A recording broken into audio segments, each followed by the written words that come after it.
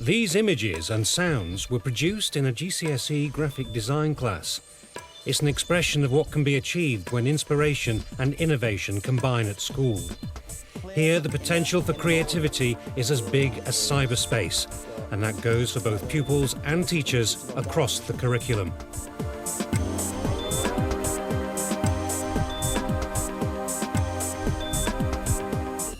Away from the Jeff Joseph College, ICT teachers can be found in 3 local primary schools, including Brooklands School.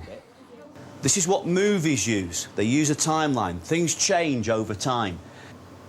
I click here. There's my shape. I double-click on the timeline. Brooklands is linked by landline to the network at Jeff Joseph, but also has its own server to avoid becoming totally dependent. This is another lesson about Flash, a valuable preparation for work at secondary school, especially for pupils who take the new diploma in digital applications. Nice and easy.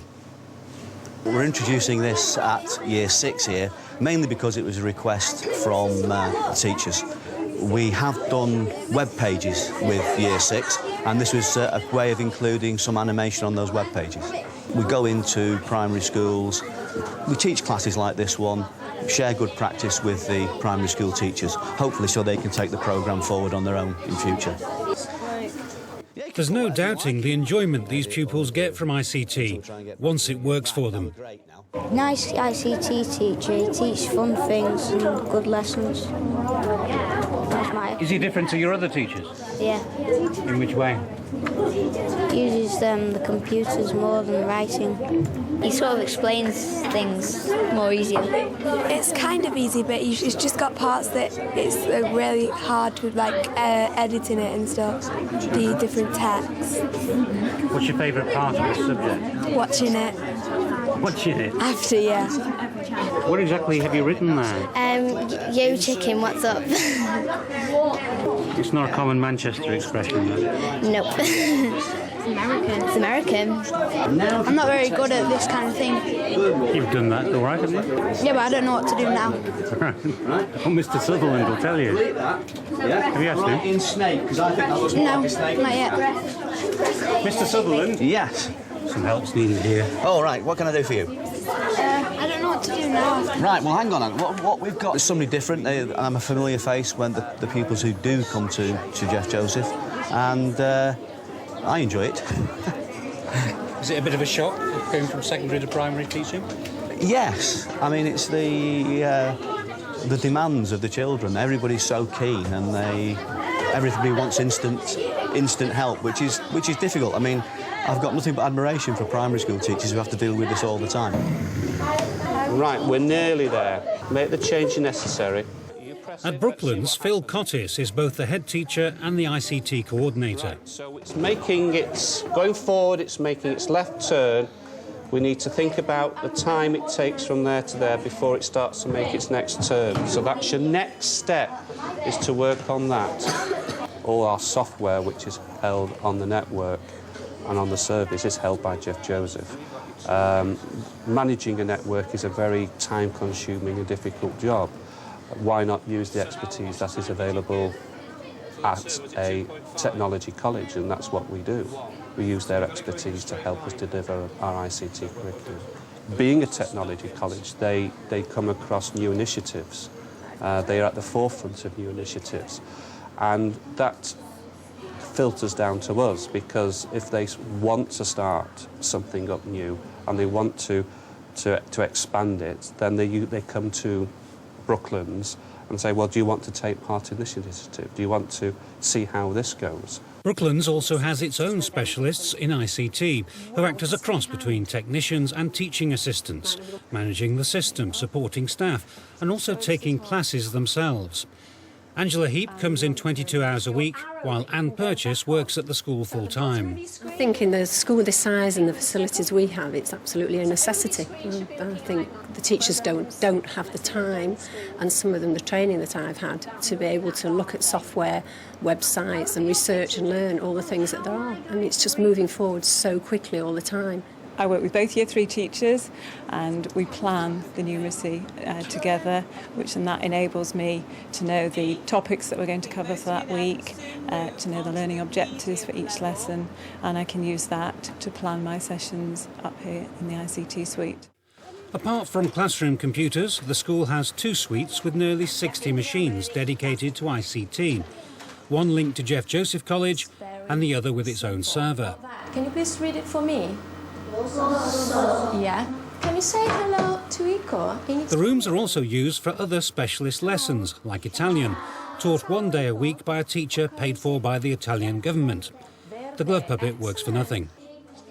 So, cuddly toys just as important as new technology? Yeah. I mean, for me, it's important. For them, it's important. And because puppets can talk and they can teach something, and it's funny, you know, they like it. How do the resources in English classrooms compare to Italian classrooms? Well, it depends on the school. I'm working in 4 different schools. In this school, I've got many resources, so I can work very well. Brooklands has been able to push ahead because of the support it gets from Jeff Joseph College, but also because of a local training company that passes on hardware and a parent-teachers association that funds equipment, such as these control technology kits. The school has everything else you might expect in place: laptops for staff, a wireless network and interactive whiteboards. Unfortunately, some are more interactive than others. We want to put more interactive whiteboards and projectors into school. We would like to equip every classroom. That cost, because of the equipment provided by firms, businesses, local businesses, isn't too bad. We can afford to do that. What is the problem is the cost of providing security, when we could be talking between £2,000 and £4,000, providing grills on the window and the necessary secure doors. We've had too many intruders onto the premises. We've had members of staff who've been pushed out of the way while somebody grabs the overhead projector off the ceiling. So we are looking at everything that we can do to tighten up security. We took down all the overhead projectors and they've been out of use for about 5 or 6 months. And every building, every room where they are, we're looking at increasing them, improving the security. We have to do that. Jeff Joseph College is also reaching out to students of the past who missed out on ICT. Members of staff run this community learning centre, linked to the college network, in partnership with the local authority and local residents. It's supported by the new Learning in Deprived Communities Fund. If we can help the adults in the community have a greater sense of learning from the college, they're going to, I think, help us educate their children. There'll be a better sense of partnership between us and the local community. And if the adults see the value of the learning that they're actually doing. And the other thing is we're hoping to run parent-pupil sessions within the centre as well, so that if we have students who are disaffected within college, we could run some courses with them and their parents within the centre. And that's going to bring a sort of closeness between the college and the local community. This Learning Centre tutor was herself an adult student on a computer course run by the college. Today she's passing on what she's learned to a young mother anxious to catch up. To be honest, I just used to mess about at school and I didn't really pay any attention. So now the children are at full-time school. Now, you know, I'm concentrating on my own studies now. 4 or 5 years ago, I don't know about the computer. I never touched computer before. But I have started all the computer courses and now I learn everything now. I can do these things and then I can help all the pupils here. I hope I'll get my numeracy level 1 and 2 so I can eventually go and get a job, because at the minute I'm not skilled up enough in order to get a job. Where would you like to work? Either hair and beauty or secretarial work. One of the big priorities of managing change is keeping staff up to speed and acknowledging that not everyone believes broadband is beautiful. Anne Keast is a former England cricketer turned drama teacher who inspires pupils without the help of a laptop.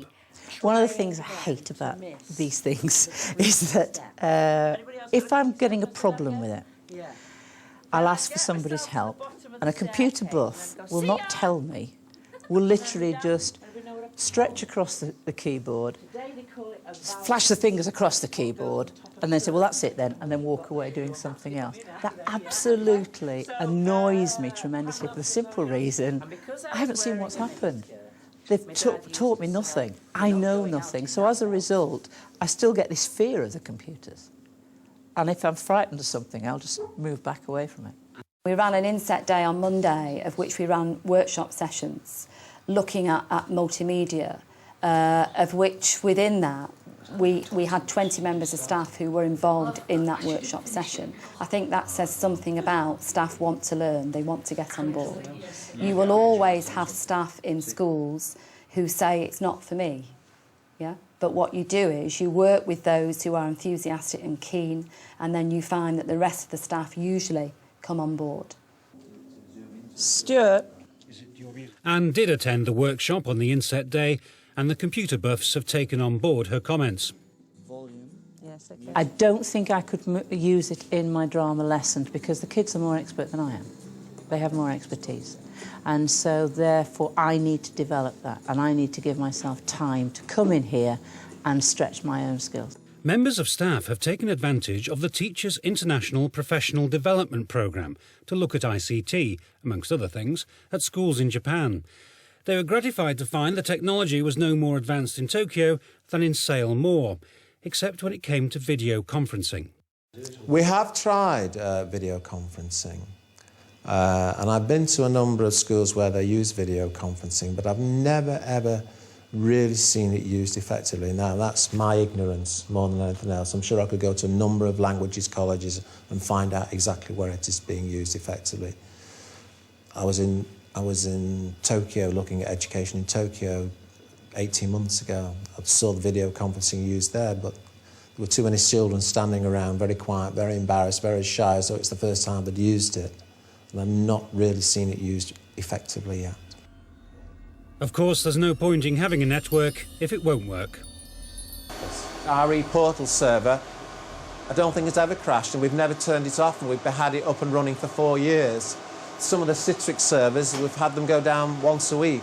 I would like to think that I'd be able to employ a network manager on a really good salary without too much stress so that I could have some sort of continuity. And when I retire, because I'm getting close to that age, the school won't be phoning me up every week for some advice on what to do next about the computer network. But in fact, it's a lot of money that's required to be able to do that. The money will be found to maintain the system because the college won't let anything get in its way. If necessary, it'll borrow what's needed to keep pace with progress. Gone are the days of where people used to have a job for life or a career for life. Nowadays, we're looking at where a person may have 3 or 4 different careers in their lifetime. And we have got to prepare our young people for that in the outside world. We have to get used to change. Change will not stop. Continuous change. It's continuous change.